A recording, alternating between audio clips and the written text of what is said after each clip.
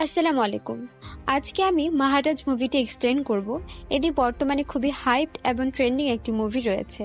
মুভিটি হচ্ছে 1800 শতকের দিকের একটি কাহিনীর উপর বেস্ড করে বানানো মুভি, যেখানে জে নামক একজন ধর্মগুরুকে দেখানো হয় যে আসলে একজন ভণ্ড ধর্মগুরু, যে ধর্মের নামে মেয়েদের নিজের লালসার শিকার বানায়।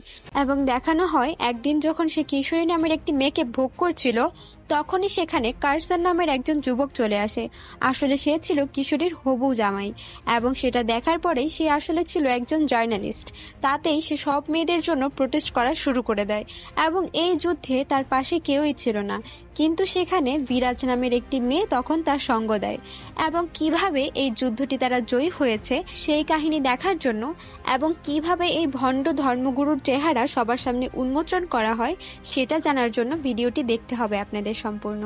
আরেকটি কথা বলে দিচ্ছি, এটা 1800 শতকের একটা ট্রু ইভেন্টের উপর বেস্ড করে স্টোরিটা বানানো হয়েছে, যেটা একদম সত্য কাহিনী। এবং আপনাদের বোঝার স্বার্থে আমি আসল কার্সান দাসের এবং আরো কিছু ক্যারেক্টারের ছবি ভিডিওটার শেষে দিয়ে দিব, কাইন্ডলি আপনারা দেখে নেবেন, তাহলে হয়তো ইতিহাসটা বুঝতে আপনাদের আরো সুবিধা হবে।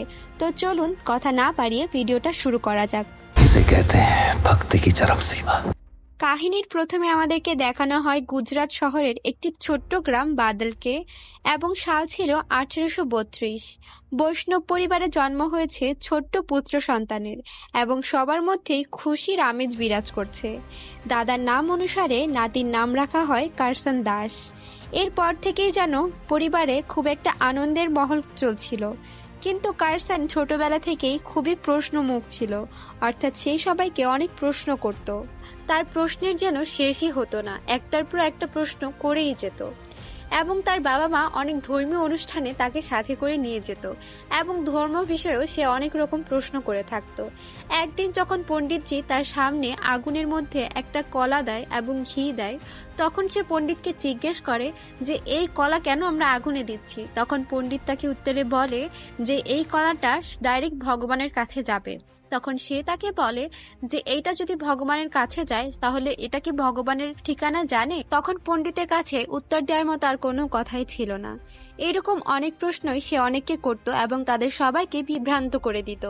যেমন ধরে নিন, আরেকদিন কার্সান এবং তার বাবা মা মন্দিরে গিয়েছিল সেখানে উপাসনা করার জন্য।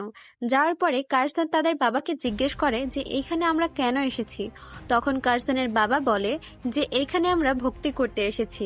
তারপরে সে বলে, আচ্ছা, আমরা যে গুজরাটি ভাষায় ভগবানের সাথে কথা বলি, উনি কি আমাদের ভাষা জানেন? উনি কি আমাদের গ্রামেরই কেউ? তখন তার বাবা তার কথা শুনে হাসতে থাকে। এরকম আরো অনেক কাণ্ড কার্সান করে থাকে। এর পরের সিনে দেখানো হয় যে কার্সানের মা মারা গিয়েছে, কোনো একটা কারণে তার অকাল মৃত্যু হয়েছে, এবং কার্সানের বয়স ছিল তখন মাত্র 10 বছর। সে এখনো ঠিকমতো সবকিছু বুঝতেই পারলো না, আর নিজের মাকে হারাতে হলো। সে একদম একা হয়ে গিয়েছিল, এবং তার বাবাও একটা দ্বিতীয় বিয়ে করে নিয়েছিল।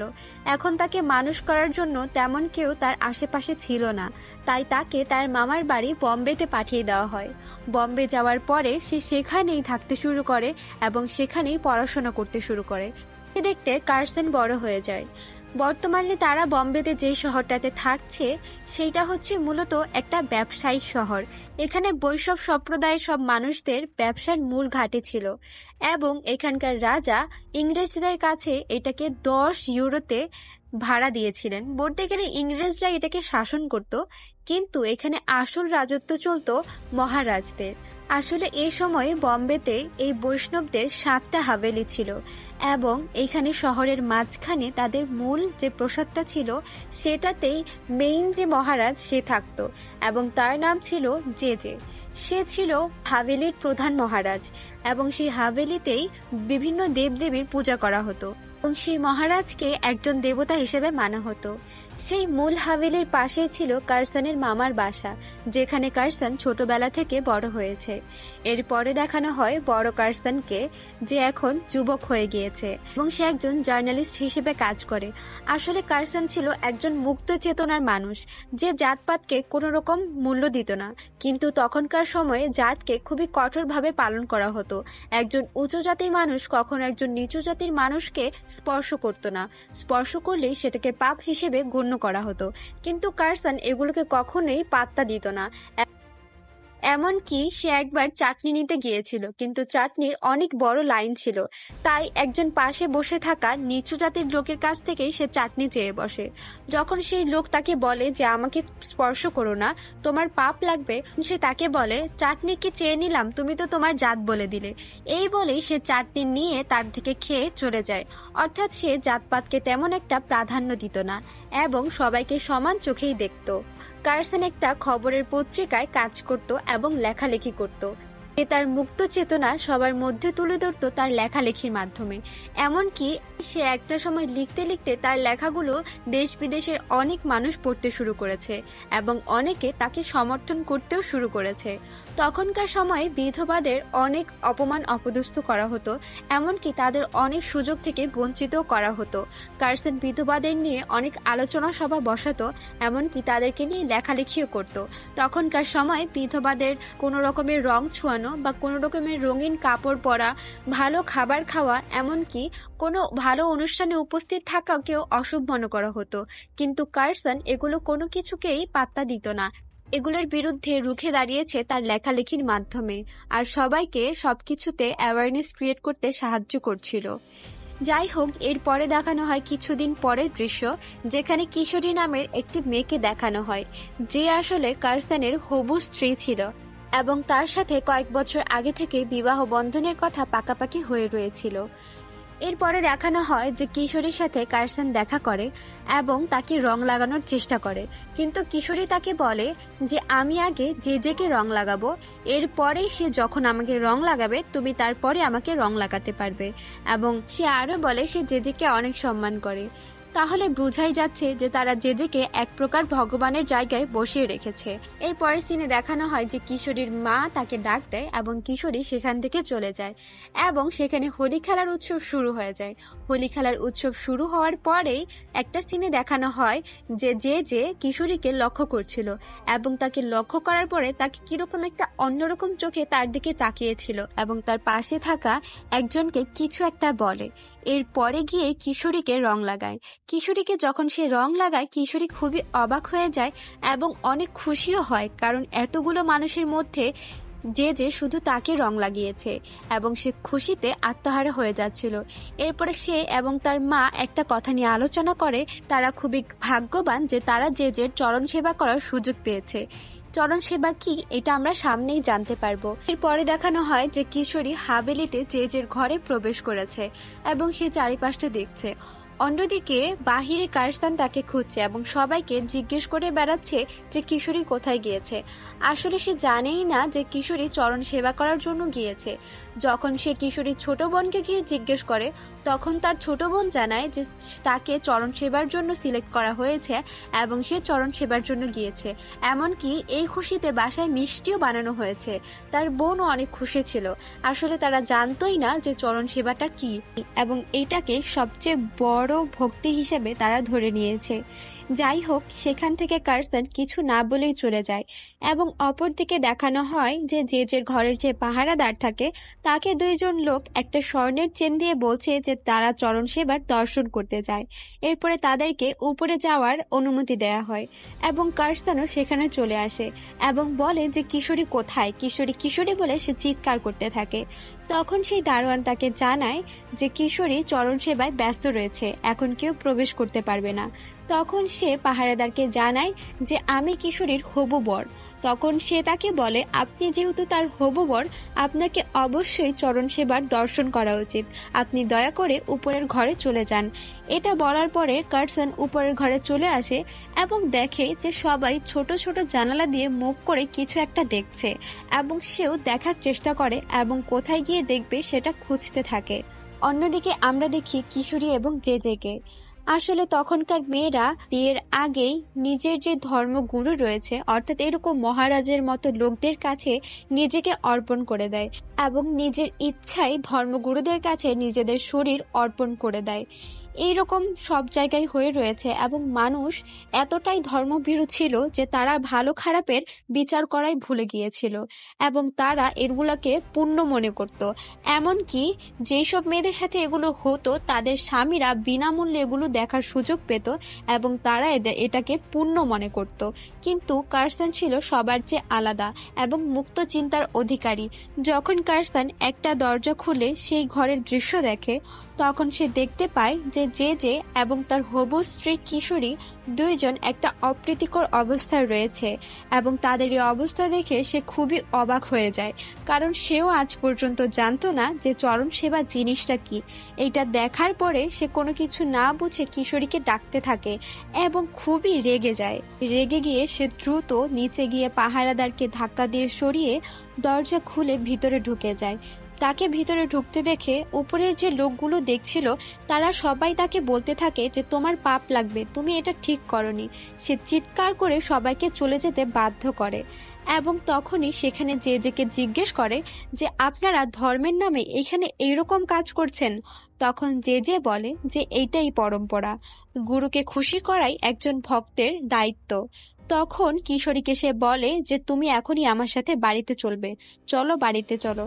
কিন্তু কিশোরী তাকে অবাক করে দিয়ে বলে যে সে চরণ সেবা করেই তারপরে বাড়িতে যাবে। তখন যে তাকে বলে যে দেখো তোমার স্ত্রী কতটা গুণবতী যে সে আগে নিজের দেবতার সেবা করবে এরপরে নিজের স্বামীর। এইটা শুনে সে আরো রেগে যায়। এরপরে যে আরো বলে যে নিজের স্ত্রীকে আগে নিজের দেবতাকে ব্যবহার করতে দিয়েছ, তার মানে তুমি খুবই পুণ্যের অধিকারী হবে। তখন কার্সন বলে আমি কারো ব্যবহার করা জিনিস ব্যবহার করি না। এই বলে সে সেখান থেকে দ্রুত পায়ে বের হয়ে যায় এবং সে খুবই কষ্ট পেয়েছিল। সে সবকিছু মেনে নিতে পারছিল না এবং একা নিজের ঘরে গিয়ে খুবই আপসেট হয়ে কাঁদতে শুরু করে। কার্সন পরের দিন টাউন হলে গিয়েছিল নিজের কাজের জন্য। তখন দেখা যায় যে কিশোরীও তার জন্য বাহিরে অপেক্ষা করছিল। যখন কার্সন বাহিরে আসে তখন কিশোরী তার সাথে কথা বলার চেষ্টা করে, কিন্তু কার্সন তার সাথে কোনো রকম কথা বলতে চাচ্ছিল না। যখন কিশোরী তাকে বলে আমি কি এরকম করেছি যে তুমি আমার সাথে কথা বলছো না, তখন কার্সন তাকে বলে তুমি কাজটা ঠিক করনি। কিশোরী তখন তাকে উত্তরে বলে যে আমি কাজটা একদমই ঠিক করেছি, এইরকম কাজ করার সুযোগ সবার হয় না। আমি এতটাই ভাগ্যবান যে আমি এই কাজ করার সুযোগ পেয়েছি এবং আমি অনেক পুণ্যের অধিকারী হব। এইটা শোনার পরে কার্সন খুবই রেগে যায় এবং তাকে বলে যে এইটা বোঝার জন্য তোমার বুদ্ধির প্রয়োজন রয়েছে যে কে ব্যবহার করছে এবং কোথায় ধর্ম রয়েছে। এখানে ধর্ম নয়, এখানে শুধু তোমাকে ব্যবহার করা হচ্ছে। যদি তুমি বুঝতে তাহলে গতকাল তুমি এই সব কিছু থেকে নিজের মাকে মানাও করতে পারতে এবং তুমি মানা করলে অবশ্যই সে তোমার কথা শুনতো। তোমার এটা বোঝার জন্য নিজের মধ্যে ন্যূনতম বুদ্ধি পর্যন্ত নেই যাতে করে তুমি ভালো খারাপের বিবেচনা করতে পারো। এইটা বলার পরে কিশোরী বলে যে আমি তো একান মেয়ে নই যার সাথে এরকমটা হয়েছে, এরকম আরো অসংখ্য মেয়ে রয়েছে যার সাথে এমনটা হয়েছে এবং হয়ে যাচ্ছে। তখন সে বলে ওঠে তোমার মা বোনের সাথেও এরকম হয়েছে এবং তোমার যদি বোন থাকতো তাহলে তোমার বাবাও তাকে তার কাছে দিয়ে আসতো। এইটা বলার পরে কার্সন খুবই রেগে যায় এবং বলে যে আজ থেকে আমার সাথে তোমার কোনো সম্পর্ক নেই এবং আমি তোমার সাথে সব সম্পর্ক ছিন্ন করলাম। আমার বাবা পঞ্চায়েতে টাকা দিয়ে দেবে এবং ক্ষমা চেয়ে নেবে, কিন্তু আমি তোমাকে বিয়ে করব না, কারণ যার মধ্যে ভালো খারাপ বিবেচনার করার মতো বুদ্ধি নেই। আমি তোমার জন্য 4 বছর যাবত অপেক্ষা করেছি যাতে তুমি পড়াশুনো করে নিজে জ্ঞান অর্জন করতে পারো এবং শিক্ষিত হতে পারো। 4 বছর তুমি এই জ্ঞান অর্জন করলে যে তোমার ন্যূনতম ভালো খারাপ বিবেচনা করার মতো বুদ্ধি হয়নি, তাহলে তোমার সাথে আমি কিভাবে থাকবো? এইসব কথা বলে কার্সন সেখান থেকে চলে যায়। এরপরে দেখানো হয় যে কিশোরী আবার জেজের কাছে ফেরত গিয়েছে এবং তাকে কার্সনের এসব কথাবার্তা এবং সে যে তার সাথে সম্পর্ক ছিন্ন করেছে এই সব কিছু জানাচ্ছে। তখন যে বলে সে তোমার সাথে যে এরকম করেছে তার অবশ্যই পাপ লাগবে এবং আজকে থেকে তুমি আমার সবচেয়ে কাছের ভক্ত। এই বলে তারা আবার ঘনিষ্ঠ হয় এবং এরপরে দেখানো হয় যে কোথাও একটা গিয়েছে এবং তাকে খোঁজার জন্য কিশোরী বেরিয়ে পড়ে। তখন তাকে তার পাহারাদার বলে যে যে যে একটা প্রার্থনা করার জন্য খুবই ব্যস্ত রয়েছে। তখন কিশোরী খুশি মনেই সামনের দিকে যেতে থাকে এবং কিছু না ভেবেই যখন সে সামনে এগিয়ে যায় সেটা দেখে সেটাতে প্রণাম করে সে ঘরে ঢুকতেই যাবে, তখন দেখে যে যে যে কথা বলছে এবং সে শুনতে পায় যে যে যে বলছে ভক্তি 3 ধরনের হয়। একটা হচ্ছে ধন সম্পদ দিয়ে, একটা হচ্ছে মন দিয়ে, আরেকটা হচ্ছে শরীর দিয়ে। তখন সে তাকে বলে, তুমি কি আমার সবচেয়ে কাছের ভক্ত হবে? যখন কিশোরী এরকম কথা শুনতে পারে তখন দরজার ফাঁক দিয়ে সে দেখার চেষ্টা করে এবং সে যা দেখে সেটা দেখে সে খুবই অবাক হয়ে যায়। সে দেখে যে ঘরের ভিতরে তার ছোট বোনের সাথে যে যে এইরকম কথাবার্তা বলছে। তখন সে দ্রুত দরজা খুলে ঘরে ঢুকে যায় এবং যে যেকে এক ধাক্কা দিয়ে সরিয়ে দিয়ে বলে যে তোমাকে আমি খুবই ভালো ভেবেছিলাম, তোমাকে নিজের ভগবানের জায়গায় বসিয়েছিলাম, কিন্তু তুমি তো আসলে ভণ্ড।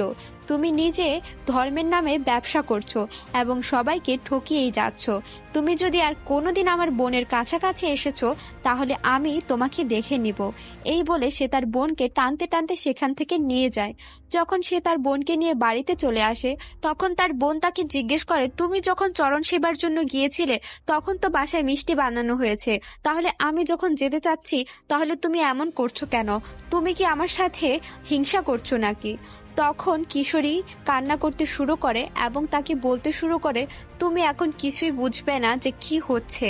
কিশোরী খুবই অনুতপ্ত হয় এবং কারসানের কথা চিন্তা করতে থাকে যে কারসান যেসব কথা বলেছিল সেগুলো আসলে সত্যি ছিল এবং আমি নিজের সবচেয়ে বড় জিনিসটাই যে যেকে দিয়ে এসেছি, যেটা ছিল আমার সম্মান। এবং কারসান প্রত্যেকটা কথাই সত্য বলেছিল এবং সে তার বোনকে আরও জানায় যে কারসান তার সাথে তার বিবাহ বন্ধন ভেঙে দিয়েছে, সে তাকে আর বিয়ে করতে চায় না। তার বোন এটা শোনার পরে তাকে বলে যে তুমি কারসান ভাইকে সবকিছু বুঝিয়ে বলো, সে তোমার কথা বুঝতে পারবে। সে বলে যে কারসান আমাকে অনেক বোঝানোর চেষ্টা করেছে কিন্তু আমি তার কথাকে অবজ্ঞা করেছি, সে হয়তো আমাকে কোনো দিনও ক্ষমা করবে না। এইটা বলার পরে তার বোন বলে যে তোমার কি মনে আছে মা আমাদের ছোটবেলায় বলতো যে কোনো কিছু হারিয়ে গেলে বা কোনো কিছু না পেলে সে ওড়নায় একটা গিঁট দিত, যতক্ষণ না সে সেই জিনিসটা পাচ্ছে বা ওই কাজটা শেষ হচ্ছে।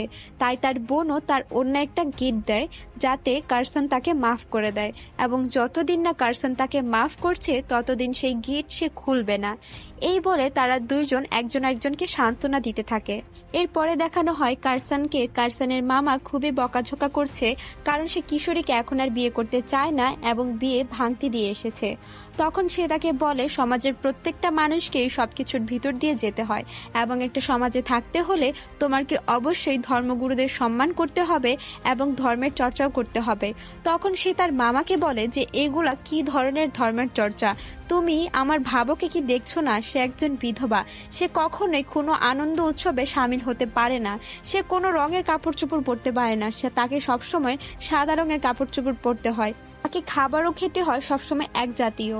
এমনকি তার দ্বিতীয় বিবাহের কথা কেউ চিন্তাও করে না, তার হাসি খুশি থাকার বিষয়টাও কেউ একবার ভেবেও দেখে না। এগুলো বলার পরে তখনই কারসানের মামা তাকে একটা চড় মেরে বসে এবং বলে এইটাই রীতিনীতি এবং এমনকি আমি তোমার মামিকে নিয়েও জেজের কাছেই গিয়েছিলাম। এগুলো বলার পরে কারসান বলে আপনার তো বুদ্ধি নেই তাই আপনি এরকম কাজ করেছেন, কিন্তু আমার তো বুদ্ধি আছে তাই আমি এরকম কাজ করব না। এসব বলার পরেই তার ভাবও তাকে বলে এখনই বাসা থেকে বেরিয়ে যা, তোর মতো আমার ছেলের কোনো দরকার নেই। এইটা শুনে কারসান এক মুহূর্ত দেরি না করে বাসা থেকে বের হয়ে যায় তার জিনিসপত্র নিয়ে এবং গিয়ে টাউন হলের সামনে একটা সিঁড়িতে গিয়ে শুয়ে পড়ে। সে ওখানেই তার রাতটা কাটিয়ে দেয়। সকালে দেখা যায় দুইজন লোক এসে তাকে দেখছে দূর থেকে এবং তাকে নিয়ে কথাবার্তা বলছে। আসলে তারা ছিল গৌরব দাস এবং গোকুলজি। তারা এই টাউন হলেই কাজ করত এবং তারাও কারসানের মতোই মুক্ত চিন্তার অধিকারী ছিল। তারা কারসানের কাছে আসে এবং কি হয়েছে সেটা জিজ্ঞেস করতে চায়। তখন কারসান তাকে সবকিছু জানায় এবং বলে যে যেহেতু আমি পরিবর্তন করতে চেয়েছি তাই হয়তো তারা আমার পরিবর্তনটাকে বোঝার চেষ্টাই করছে না, এর জন্যই হয়তো আমার নিজের বাড়িতেই আমার ঠাঁই হয়নি।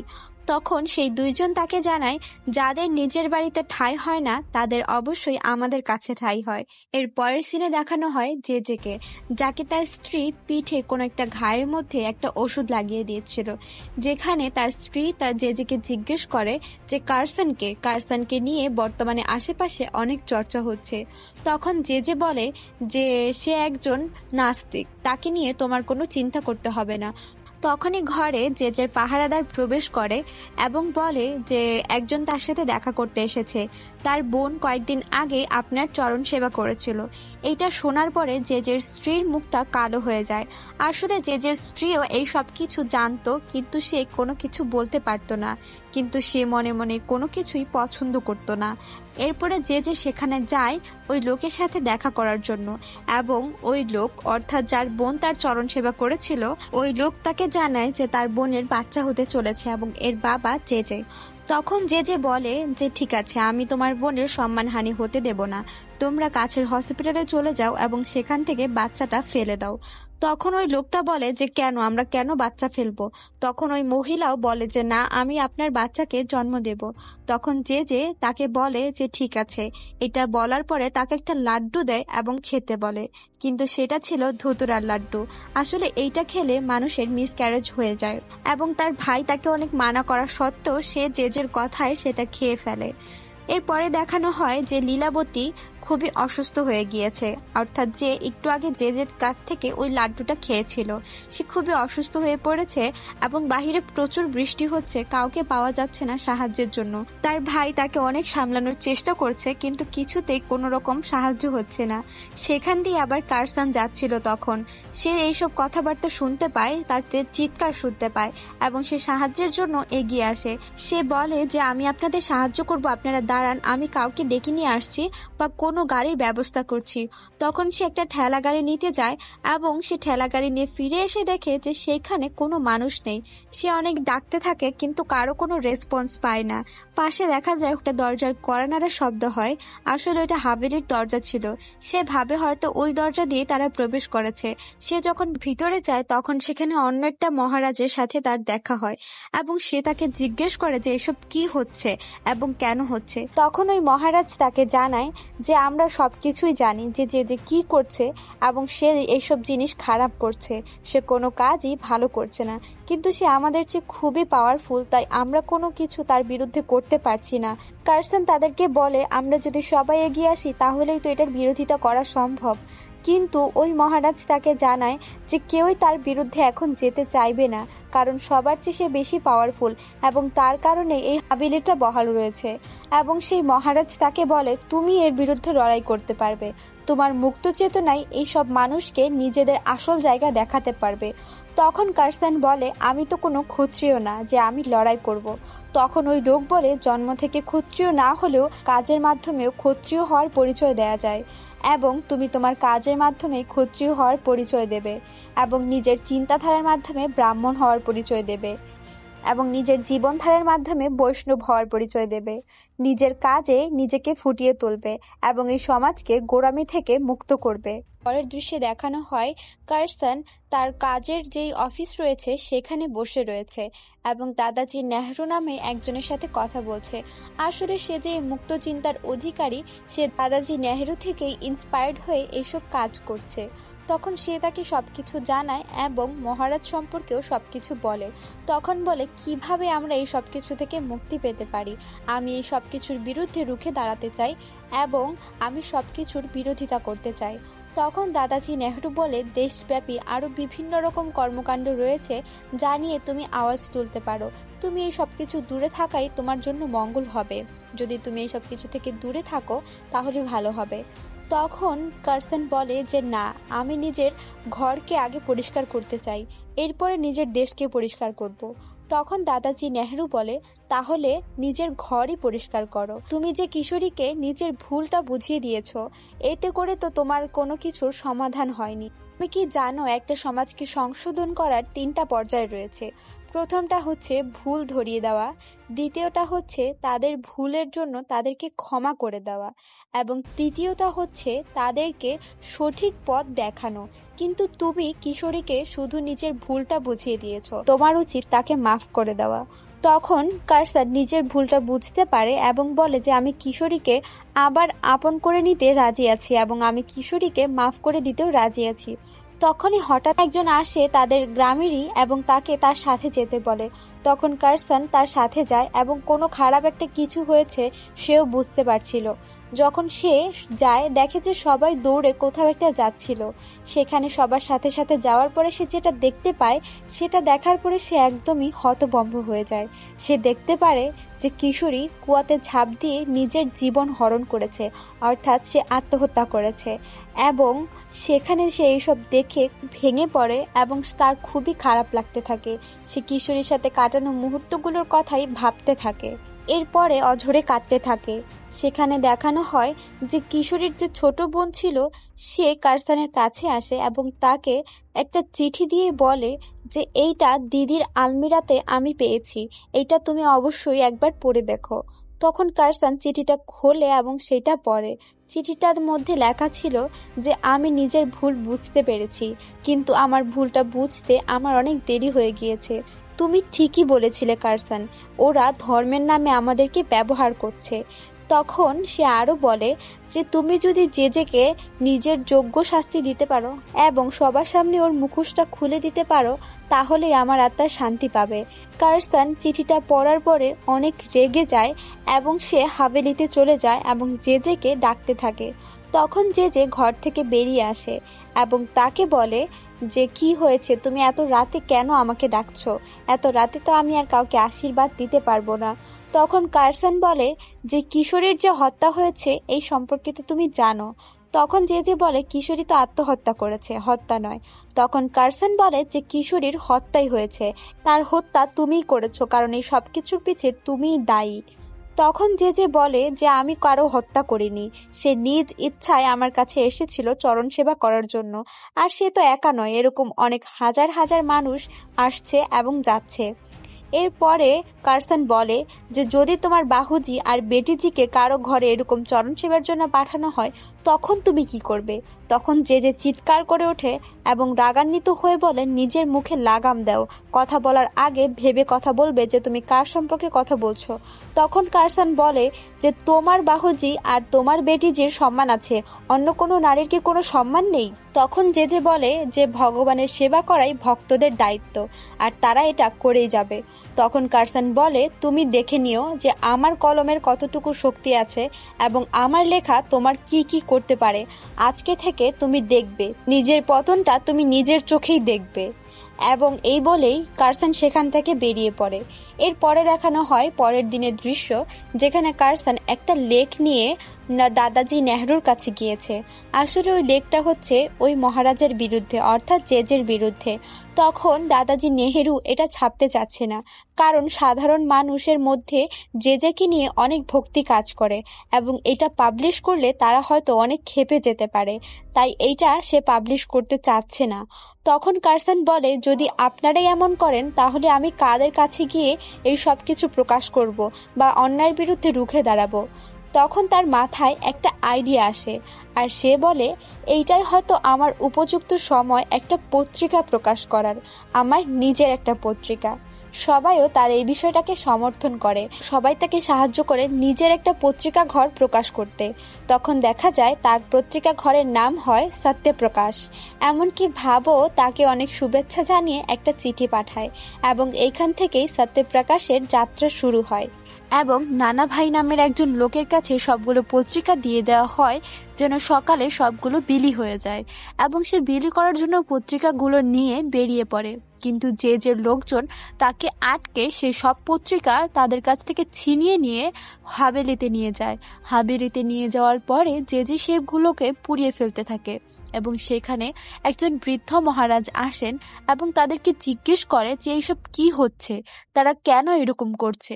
এটা জিজ্ঞেস করার পরে যে তাকে কোনো উত্তর দেয় না এবং হাভেলির যে মুখ্য পণ্ডিত থাকে তাকে বলে যে কাল থেকে সব দরজা বন্ধ থাকবে, হাভেলিতে কোনো ভক্ত প্রবেশ করতে পারবে না।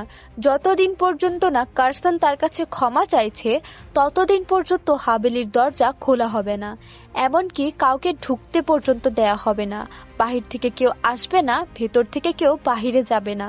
এই বলেই সিনটা শিফট হয় এবং দেখানো হয় পরদিন সকালের দৃশ্য, যেখানে ভক্তরা বাহিরে দাঁড়িয়ে আছে, কিন্তু একটা বোর্ডে লেখা রয়েছে যতক্ষণ পর্যন্ত না কার্সন সশরীরে এসে ক্ষমা চাইছে ততক্ষণ পর্যন্ত হাভেলির দরজা সবার জন্য বন্ধ থাকবে। এই সব কিছু দেখে সব ভক্তরা খুবই ক্ষিপ্ত হয়ে যায় এবং কার্সনের কাছে গিয়ে তাকে প্রশ্নবিদ্ধ করতে থাকে।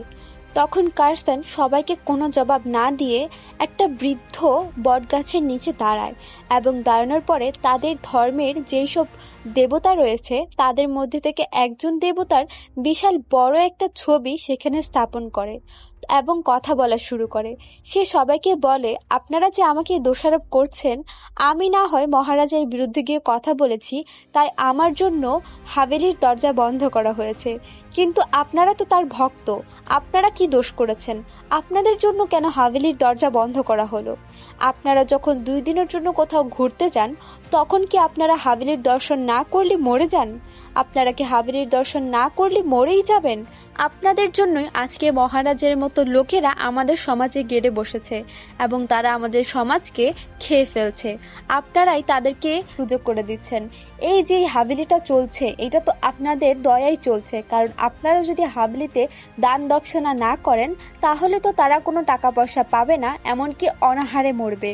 এইসব কথাবার্তা বলার এক পর্যায়ে একজন দূর থেকে ভিড়ের মধ্যে একটা সিটি বাজায় এবং সবাই আস্তে আস্তে সরে যায় এবং দেখানো হয় একটা মেয়েকে। সেই মেয়েটা হচ্ছে আমাদের লিড অ্যাক্ট্রেস এবং বলতে থাকে, এতদিন কেউ সঠিক কথা বলল, এতদিনে কারো মুখ থেকে একটা সঠিক কথা ফুটে বের হলো, এবং বলতে থাকে সবাই তাড়াতাড়ি তালি বাজাও। তার কথায় সবাই তালিও বাজানো শুরু করে দেয় এবং বলে, আমি তো এই ভগবানেরই আর্চনা করে নিজের মুখের নাস্তা তুলবো, আপনারা যদি করতে চান তাহলে করুন, আর না হয় অনাহারে মরুন। এটা বলার পরে সেখানে একজন বৃদ্ধ মহারাজ আসেন, যে আগেও কার্সনের সাথে দেখা হয়েছিল এবং কথা বলেছেন। সে বলেন যে এই ভগবানের আর্চনা করার দায়িত্ব কার্সন তোমারই, কারণ তুমি এই নতুন পরিবর্তনের সূচনা করেছো। এরপরে কার্সন সেখানে পূজা অর্চনা করে এবং সবাই যে যার মতো চলে যেতে থাকে। সেখানে দাঁড়িয়েই উপরে যে এই সব কিছু দেখছিল। সিনে দেখানো হয় এর আগের দিনের মেয়েটা যেই ভাষণের মধ্যে এসে কথা বলেছিল, সে কার্সনের অফিসে এসেছে কার্সনের সাথে দেখা করার জন্য। আসলে সে একটা কাজ খুঁজতে এসেছে এবং কার্সনকেই সে তার পরিচয় দিয়ে বলে, গতকালকে সেই মেয়েটা যে ভিড়ের মধ্যে সিটি বাজিয়েছিল, আমিই সে ছিলাম। তখন কার্সনের সাথে থাকা লোকটা তাকে চিনতে পারে এবং বলে যে হ্যাঁ হ্যাঁ, এ তো সেই। তখন কার্সন তার সম্পর্কে জিজ্ঞেস করে এবং সে তাকে বলে যে তার নাম ভিরাজ এবং সে ওইখানেই থাকে। এর পরের সিনে দেখানো হয় যে কার্সন তাকে সেখানে একটা কাজ দিয়ে দেয় এবং বলে যে আমি তোমাকে কাজের বিনিময়ে কোনো পয়সা দিতে পারবো না, তুমি যদি চাও তাহলে ফ্রিতে কাজ করতে পারো। তখন বিরাজ বলে যে হ্যাঁ, আমি ফ্রিতে কাজ করব, কোনো সমস্যা নেই। পরের সিনে দেখানো হয় জেজেকে, যে তার চেলার সাথে কথা বলছিল এবং তার চেলা তাকে জিজ্ঞেস করে যে যদি কার্সন আপনার কাছে ক্ষমা না চায় তাহলে কি আপনি আর দোয়ার খুলবেন না? তখন জেজে বলে সে ক্ষমা চাইবে না, তার বাবা ক্ষমা চাইবে। আসলে তার মাথায় কোনো একটা কিছু ঘুরপাক খাচ্ছিল, তাই এরকম কথা বলেছে। এর পরের সিনেই আমরা সেটার পরিচয় পাই। এর পরের সিনে দেখানো হয় যে কার্সনের বাবাকে ডেকে এনেছে এবং তার সাথে কথা বলছে যে আপনার ছেলে তো ধর্মের বিরুদ্ধে চলে যাচ্ছে এবং দিনে দিনে নাস্তিকের পথে চলে যাচ্ছে, আপনি কি সবকিছু সহ্য করবেন? সমাজ থেকে যদি আপনাদেরকে বিতাড়িত করে দেওয়া হয় তখন আপনারা কি করবেন? এই সব কিছু শোনার পরে এবং নিজের ছেলেকে এরকম ধর্মের বিরুদ্ধে যেতে দেখে আসলে তাদের ধারণা ভুল ছিল, কিন্তু কার্সনের ধারণা যে ঠিক ছিল এটা তারা বুঝতে পারছিল না। যাই হোক, কার্সনের বাবা এর পরের দিন যে এরকম কথাবার্তা শোনার পরে নিজের ছেলের যে প্রেস আছে সেখানে চলে যায় এবং সেখানে গিয়ে একটা চিঠি তার ছেলেকে ধরিয়ে দিয়ে বলে এটা ছাপো। তখন কার্সন বলে এটার মধ্যে কি এমন রয়েছে? তখন কার্সন সেটা পড়ে এবং পড়তে পড়তে অবাক হয়ে যায় এবং অনেক কষ্টও পায়। সেই লেখের মধ্যে লেখা ছিল যে আমি কার্সনকে নিজের পুত্র হিসেবে বিতাড়িত করছি, তাকে নিজের সয় সম্পত্তি থেকেও বিতাড়িত করছি, তার সাথে আমার যত সম্পর্ক রয়েছে সব ছিন্ন করছি এবং তার সাথে আমার কোনো সম্পর্ক থাকবেও না ভবিষ্যতে, এইটা সবাইকে আশ্বাস দিচ্ছি। সে যে আমার ছেলে নয় এইটা এখন থেকে আপনারা সবাই বিশ্বাস করতে পারেন। এবং তার যে এরকম ধর্মবিরোধী কথাবার্তা, এগুলো আমি কখনোই সমর্থন করতাম না এবং করবও না। এই সব কিছু পড়ার পরে কার্সন খুবই কষ্ট পায়, কিন্তু সে বিরাজকে বলে যে বিরাজ, এই লেখটা কালকে ছাপা হবে, আমি এটা কালকে ছাপবো। তার বাবা এটা দেখে অবাক হয় এবং রাগান্বিত হয়, কারণ সে জেজের কাছে মাফ চাইতে চাচ্ছিল না এবং সে সবকিছু বন্ধ করতেও রাজি ছিল না। কার্সন বলে যে আমি কোনো মতেই জেজের কাছে ক্ষমা চাইবো না এবং সেখান থেকে তার বাবা চলে যায়। এর পরের দৃশ্যে দেখানো হয় যে কার্সন একা দাঁড়িয়ে রয়েছে, সেখানে বিরাজ আসে। বিরাজ আসার পরে তাদের মধ্যে কথোপকথন হয় এবং কার্সন তাকে বলে নিজের আপনজনরাই আমার সঙ্গ দিচ্ছে না, তাহলে আমি কিভাবে এগিয়ে যাব। তখন বিরাজ তাকে বোঝায় যে যারা তোমার সঙ্গ দিচ্ছে না তাদের কথা চিন্তা না করে যারা তোমার সাথে আছে তাদের কথা চিন্তা করো, এবং যারা এইসব জিনিসের ভুক্তভোগী হচ্ছে, যারা এইসব সমাজের নিপীড়নের সহ্য করছে তাদের কথা চিন্তা করো। তাদের কথা চিন্তা করে নিজের লেখটাকে ছাপো এবং সবার মধ্যে নিজের চিন্তা চেতনা পৌঁছে দাও। তখন বিরাজ তাকে বলে, আমি তোমাকে যেদিন প্রথম দেখেছিলাম, তোমার ভাষণ শুনেছিলাম, ওই দিনই আমি ভেবে নিয়েছিলাম যে আমি যদি বিয়ে করি তাহলে তোমাকে করব, আর না হয় কাউকে করব না। আসলে আমি অনেক জিদ্দি, তুমি কি আমাকে বিয়ে করবে? তুমি বলো তো হ্যাঁ কি হ্যাঁ। আসলে সে তাকে দুইটা অপশন দিয়েছিল এবং দুইটা অপশনের মধ্যেই হ্যাঁ ছিল। তখন কার্সন তাকে বলে যে দেখো বিরাজ, আমি তোমাকে এখন বিয়ে করতে পারবো না, কারণ আমি নিজের লক্ষ্য থেকে ভ্রষ্ট হতে চাই না। তোমার মধ্যে সকল গুণ রয়েছে আমাকে লক্ষ্যভ্রষ্ট করার। এইটা বলে সে সেখান থেকে চলে যায় এবং বিরাজ ভাবতে থাকে সে কি আমার তারিফ করলো নাকি আমাকে অপমান করলো। তখন বিরাজ বলে, আচ্ছা শোনো, আমি তোমার জন্য অপেক্ষা করব। কার্সন সেখান থেকে চলে যায়। এর পরের দৃশ্যে দেখানো হয় যে তারা আবারও পত্রিকা বিতরণ করার জন্য নানা ভাইকে সেই পত্রিকাগুলো দিয়ে পাঠিয়ে দিচ্ছে এবং রাতের আধারেই সেই একই গলিতে আবারও জেজের লোকেরা তাকে থামিয়ে সেসব পত্রিকাগুলো নিয়ে যাওয়ার চেষ্টা করে, কিন্তু আসলে তার কাছে কোনো কিছুই ছিল না।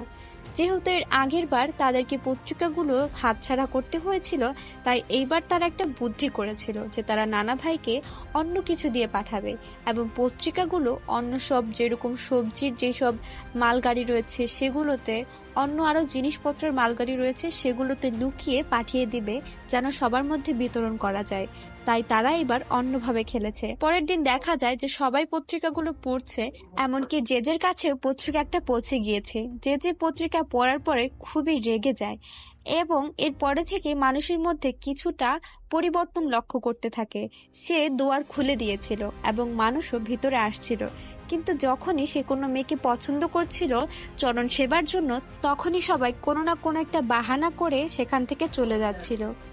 এর পরের সিনে দেখানো হয় যে কার্সনের বিরুদ্ধে কোর্টে মামলা করেছে, তাকে মানহানির মামলা দিয়েছে এবং 50,000 টাকা জরিমানারও মামলা দিয়েছে। যেহেতু সে তার মানহানি করেছে তাই তাকে হয়তো এই মূল্য পরিশোধ করতে হতে পারে। এইটা দেখার পরে কার্সন একটু ভীত হয়নি। সে বলে, আমার যা রয়েছে তার মূল্য সব মিলিয়ে 5,000ও হবে না, তাহলে আমি কেন ভয় পাবো হারার। তখন তার সাথে যেসব লোকেরা ছিল তারা বলে, হয়তো তোমার জেল হতে পারে। বলে, জেল হলে হোক, কিন্তু আমি সেখানে বসেই লিখবো। লেখাটা ম্যাটার করে, আমি কোথায় আছি সেটা ম্যাটার করে না। কিন্তু এর জন্য আমি পিছিয়ে যাব না, আমি লড়াই করব। আমি একজন ক্ষত্রিয়ের মতো লড়াই করব। এই বলে কার্সন চলে যায়। তারপরে হাভেলির যে জেজে ছিল সেখানে সব মহারাজদের নিয়ে একটা সভায় বসে এবং মহারাজদের মধ্যে একজন মহারাজ বলে যে আপনার উচিত তাদের কাছ থেকে ক্ষমা চেয়ে নেওয়া। সময় থাকতে যদি আপনি তাদের কাছে ক্ষমা চেয়ে নেন তাহলে হয়তো আপনাকে খারাপ কিছু দেখতে হবে না। তখন জেজে বলে, হাভেলির এই পরম্পরা বছরের পর বছর চলে আসছে, কিন্তু আমার মতো সাকসেসফুলি কেউ এই কাজটা করতে পারেনি এবং আমার জন্য এই হাভেলিতে দানা পানি আসছে, এমনকি হাভেলির কোষাগারও একদম পরিপূর্ণ রয়েছে। তার এই কথাতে সবাই অ্যাগ্রি করে এবং তার সাথেই সহমত পোষণ করে। অন্যদিকে কার্সনকে দেখানো হয় যে তার সবার সব লোকেদের সাথে কথা বলছিল এবং সেখানে গোকুল দাস চলে আসে এবং কার্সনকে জানায় যে তাদের সাথে যে লোকেরা সাক্ষী দেওয়ার জন্য রাজি হয়েছিল জেজের বিরুদ্ধে তাদেরকে আর খুঁজে পাওয়া যাচ্ছে না এবং যাদেরকে খুঁজে পাওয়া যাচ্ছে তারা নাকি সাক্ষী দিতে রাজি হচ্ছে না। আসলে জেজের লোকেরা তাদেরকে খুব ভয় দেখিয়েছিল এবং অনেক হুমকিও দিয়েছিল এবং অনেককে গায়েবও করে ফেলেছে, তাই তারা সাক্ষী দিতে রাজি হচ্ছে না। তখন কার্সন বলে, আমি জেজের এই কর্মকাণ্ডের বিরুদ্ধে আমার পত্রিকায় লিখব। এই বলে সে বের হতে যাবেই তখন দেখে বিরাজ সেখানে চলে এসেছে। তখন বিরাজ তাকে বলে তার সাথে দ্রুত যেতে। তখন সে বিরাজের সাথে যায় এবং গিয়ে যা দেখে সে তার নিজের চোখকে বিশ্বাস করতে পারছিল না। সে দেখতে পায় তার যে পত্রিকার সংবাদের অফিস ছিল সেটাতে এলাকার লোকেরাই আগুন দিয়ে দিয়েছে। এগুলো দেখে সে খুবই ভেঙে পড়ে এবং বিরাজকে বলে যে আমার নিজের লোকেরাই আমার শত্রু, আমি কাদের জন্য লড়াই করছি? যাদের জন্য আমি লড়াই করছি তারাই আমার বিরুদ্ধে, তাহলে এই লড়াইয়ের লাভ কি? তখন বিরাজ তাকে সাহস দেয় এবং বলে, তুমি কি জানো আমার বয়স যখন 16 বছর ছিল তখন আমার বাবা মা জোরপূর্বক আমাকে হাভেলিতে নিয়ে গিয়েছিল চরণ সেবার জন্য, কিন্তু আমি তখন কিছুই বুঝতাম না, কিন্তু এইটুকু বুঝতে পেরেছিলাম যে ওইখানে যা হচ্ছে তা খুবই খারাপ হচ্ছে, তাই সময় থাকতে আমি চিৎকার করে সেখান থেকে বেরিয়ে গিয়েছিলাম। কিন্তু আমার মতো সবাই হয়তো সেটা বুঝতে পারবে না যেটা কিশোরীর সাথে হয়েছিল। তুমি ওইসব মেয়েদের জন্য লড়াই করবে যাদের সাথে এইসব হয়েছে। কিশোরীর মতো এরকম হাজার হাজার মেয়ে রয়েছে যাদের যে লালসার শিকার হতে হয়েছে। কার্সন এই সব কথা শুনে কিছুটা সাহস পায়। অন্যদিকে দেখানো হয় হাভেলির যে বৌজি রয়েছে অর্থাৎ জেজের ওয়াইফ, সে এসেছে গোকুল দাসের বাসায়। সে নাকি কার্সনের সাথে দেখা করবে। তখন কার্সনকে এই খবরটা দেয়া হয় এবং কার্সন দ্রুত তার সাথে দেখা করতে চায়। সেখানে যাওয়ার পরে হাভেলির যে বাহুজি রয়েছে সে তাকে একটা চিঠি দেয় এবং বলে, তুমি যদি এই ঠিকানায় পৌঁছে যাও তাহলে এইখানেই তুমি সাক্ষী পেয়ে যাবে। আসলে বাউজি জেজের কর্মকাণ্ডকে কখনোই সাপোর্ট করতো না এবং সে সহ্য করতে করতে খুবই ক্লান্ত হয়ে গিয়েছে। এখন সেও চায় যে জেজের একটা শিক্ষা হোক। তখন কার্সনকে বলে যে আমি তো এখানে বেশিক্ষণ অপেক্ষা করতে পারবো না, আমাকে বাসায় চলে যেতে হবে। যদি জেজে জানতে পারে তাহলে হয়তো কোনো খারাপ কিছু ঘটে যাবে, তাই আমি না জানিয়ে কোনো রকম তোমাকে সাহায্য করার জন্য আসলাম, তুমিও বিষয়টা গোপন রাখবে। তারপরে কার্সন সেখান থেকে সেই ঠিকানার উদ্দেশ্যে বেরিয়ে পড়ে আর বাউজি নিজেদের বাসায় চলে যায়। সেখানে দেখানো হয় কার্সন একটা এলাকায় পৌঁছে যায় যেখানে কিছু মানুষ রয়েছে, বাট তাদের দেখে মনে হচ্ছে তারা নিচু জাতির এবং এলাকাটাও কেমন একটু বিদঘুটে টাইপের, যেখানে একটু অপরিষ্কার অপরিচ্ছন্ন জায়গা। যাই হোক, কার্সন যখন যাচ্ছে তখন মানুষ তাকে একটু অবাক দৃষ্টিতে দেখছে। তারপরে কার্সন সেই ঠিকানা অনুযায়ী একটা বাড়িতে গিয়ে পৌঁছায় এবং দরজায় কড়া নাড়তেই দেখে ওই লোকটা যাকে কার্সন একদিন রাতে সাহায্য করতে এগিয়ে এসেছিল, যার বোন প্রেগনেন্ট ছিল এবং যার সাহায্যের প্রয়োজন ছিল। আসলে এই লোকটার বোনই যে লালসার শিকার হয়েছিল এবং সে প্রেগনেন্টও হয়ে গিয়েছিল। যে তাকে ধাতুর আর লাড্ডু খাইয়ে ওই বাচ্চাটাকে ফেলে দিতে চেয়েছিল। তাদের যে বাউজি ছিল অর্থাৎ যে ওয়াইফ, সে তাকে ভেতরে নিয়ে যায় এবং তাকে লবণ পানি খাইয়ে বমি করায়, যার কারণে তার বাচ্চাটা রয়ে গিয়েছে এবং সেই বাচ্চা জন্ম দেওয়ার জন্যই এতদিন পর্যন্ত লুকিয়ে রয়েছে, যে তার সাথে উল্টাপাল্টা কিছু না করতে পারে এবং তার ভাইও যেন সেফ থাকে, তাই তারা লুকিয়ে বসবাস করছে। তখন এই সবকিছু কার্সনকে বলার পরে কার্সন বলে, তোমরা কি জেজের বিরুদ্ধে সাক্ষী দিতে পারবে? তখন তারা বলে যে হ্যাঁ, আমরা জেজের বিরুদ্ধে অবশ্যই সাক্ষী দিব। তখন কার্সন এবং বিরাজ অনেক খুশি হয়ে যায়। তখন তারা বলে যে তোমাদের তাহলে কোথাও নিয়ে একটা রাখতে হবে। তারা সিদ্ধান্ত নেয় যে তারা একটা হাভেলিতে তাদেরকে লুকিয়ে রাখবে। আসলে সেখানে গোকুল দাসের মতো আরো অনেক মানুষ রয়েছে যাদের ছোটখাটো হাভেলি রয়েছে।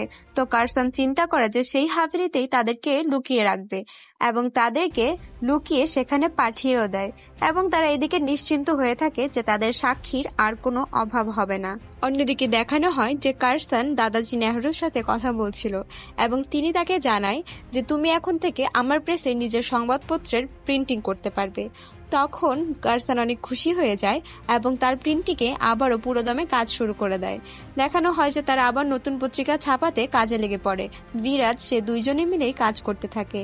তখন যে একদিন কার্সনকে নিজের হাভেলিতে ডেকে নেয় এবং বলে, তোমাকে আমি শেষ সুযোগ দিচ্ছি আমার কাছে ক্ষমা চাওয়ার। কার্সন বলে যে আমি তোমার কাছে ক্ষমা চাইবো না, বরঞ্চ তুমি আমার কাছে কোর্টে সবার সামনে ক্ষমা চাইবে। তারপরে যে বলে যে ঠিক আছে, আমি তোমার কাছে ক্ষমা চাইবো, কিন্তু তুমি যেহেতু হাভেলিতে এসেছো একটু প্রসাদ খেয়ে যাও। সে এটা বলেই লীলাবতীকে ডাকতে থাকে। তখন কার্সন অবাক হয়ে পেছনের দিকে তাকায় এবং দেখায় যে জেজের যে পাহারাদার ছিল তার হাত ধরেই লীলাবতী বেরিয়ে আসছে। আসলে জেজে তার পাহারাদারের সাথে লীলাবতীর বিয়ে দিয়ে দিয়েছিল এবং কার্সনকে বলছিল যে লীলাবতীর তো বাচ্চা হবে, বাবার একটা নামের প্রয়োজন, এবং বাচ্চা তো আর বাবা ছাড়া বড় হতে পারবে না।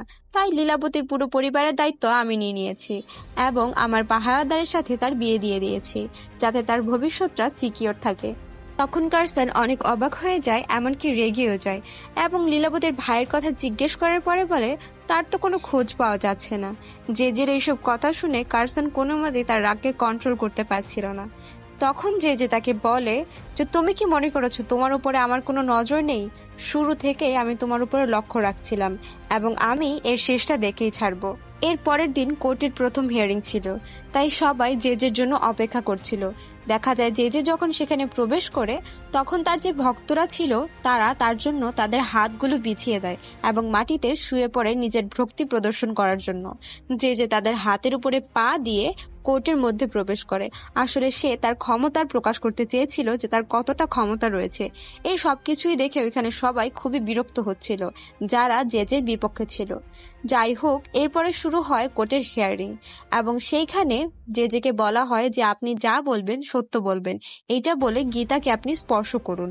তখন জেজে বলে যে মহারাজরা যা বলে সেটাই সত্য হয়, মহারাজরা সত্য বলে না। তার এই কথাতে তার যে পাহারাদার থাকে সে তার জেজের নাম বলে চিল্লাতে থাকে এবং বাকি তাদের যে ভক্ত রয়েছে তারাও জেজেকে সমর্থন দিতে থাকে।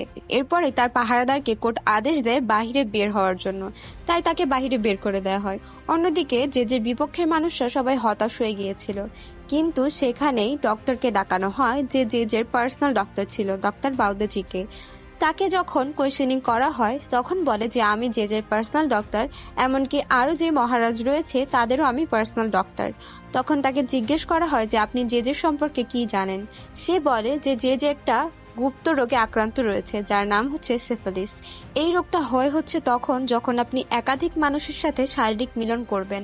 তখন ডাক্তারকে সে বলে জেজের নামের ছোট্ট একটা চিঠি দিয়ে, কিন্তু ডাক্তার তাদেরকে এরকম করতে মানা করে দেয় এবং সে তাদেরকে বলে যে আমি অ্যাবর্শনের এরকম কোনো কাজই করব না। এরপরে থেকেই ডাক্তারের সাথে জেজের সম্পর্ক খারাপ হয়ে যায়। তখন জেজের যে উকিল ছিল সে ডাক্তারকে বলে যে জেজের সিফিলিস রোগ নেই, তার অন্যরকম একটা রোগ রয়েছে যেটা আপনি সিফিলিস বলে ভুল করেছেন, এবং আরো জানায় যে আপনি যে স্ত্রীদের কথা বলেছেন আপনি কি কখনো এটা হতে দেখেছেন? তখন কার্সন বলে যে হ্যাঁ আমি হতে দেখেছি, আমার হবু স্ত্রী কিশোরীর সাথে এটা হয়েছিল। তখন উকিল তাকে জিজ্ঞেস করে যে আপনার হবু স্ত্রী কিশোরীর সাথে এটা হয়েছিল, তার মানে আপনি কি এটা প্রতিশোধ নেওয়ার জন্য করছেন? কারণ কিশোরীর সাথে এটা হওয়ার পরে আপনি বিয়ে ভেঙে দিয়েছেন এবং আপনার বাড়ি থেকেও আপনাকে বের করে দেওয়া হয়েছে, এমনকি আপনার নিজের বাবার সাথেও আপনার সম্পর্ক ভালো নেই। তার মানে কি আপনি জেজের উপর প্রতিশোধ নেওয়ার জন্য সবকিছু করছেন? তখন কার্সন বলে আমি এরকম কিছুই করছি না, বরঞ্চ আমি সমাজের মানুষদের চোখটা খোলার চেষ্টা করছি। তারা যেসব এত বছর ধরে সহ্য করে আসছে, এই সবকিছু যে ভুল, এই সবকিছু যে মিথ্যা, এই সবকিছু পাপ, এই সবকিছু তাদের চোখে আঙুল দিয়ে বুঝিয়ে দেওয়ার জন্য আমি লড়াই করছি। তারপর উকিল তাকে বলে যে আপনি তো টাকার জন্য সবকিছু করছেন। কার্সন বলে আমি টাকার জন্য কোনো কিছুই করছি না, ধর্মের নামে আমাদের সমাজে যেরকম ব্যবসা চলছে এই ব্যবসাটা বন্ধ করার জন্য আমি এই সবকিছু করছি। আমাদের মা বোনদের শ্লীলতা হানি যেন আর না হয় এই সব কারণে করছি। যারা অবুঝ তারা যেন নিজের বুঝটা বুঝতে পারে। এমনকি সে জেজেকে আরো বলে আপনার কাছে যারা আসে তারা তো আপনার ভক্ত, তারা হয়তো জানে না যে এটা অন্যায় হচ্ছে, কিন্তু আপনি তো জানেন যে এটা অন্যায়, তাহলে আপনি তো তাদেরকে শুধরে দিতে পারেন, আপনি কেন এটা করছেন না? এরপরে কার্সন বলে যে আমি সমাজের ওইসব মানুষদের চোখ খোলার জন্য কাজ করছি যারা এখনো অন্ধ, তারা ভালো খারাপের পার্থক্য করতে জানে না। কেউ যদি আমার সাথে নাও দাঁড়ায় আমি একাই এই লড়াই লড়ে যাব, যদি আমার জেলও হয়ে যায় তারপরেও আমি একাই এই লড়াই লড়তে থাকবো। যে তখন উঠে চলেই যাবে, এমন সময় কার্সনের ভাবও সেখানে চলে আসে এবং বলতে থাকে যে আমি জেজের বিরুদ্ধে সাক্ষী দেব। কার্সনের ভাবু এগিয়ে আসার পরে সেখানে আরো যে মহিলারা উপস্থিত ছিল তারাও জেজের বিরুদ্ধে সাক্ষী দিতে এক এক করে এগিয়ে আসে এবং কোর্টে সাক্ষী দেওয়া শেষ হলে সেখানকার যে জাজ রয়েছে তারা কার্সনকে ছেড়ে দেয়, অর্থাৎ কার্সন কেসটা জিতে যায়। সবাই অনেক খুশি ছিল, কিন্তু তারা জেজের উপর অনেক ক্ষিপ্ত ছিল। এই মানুষগুলো যে আসার সময় তার কাছে বিনয়ের সহিত মাথা নত করছিল, সেই মানুষগুলোই এখন তাকে ঘিরে ধরেছিল এবং তার দিকে এক দৃষ্টিতে তাকিয়েছিল।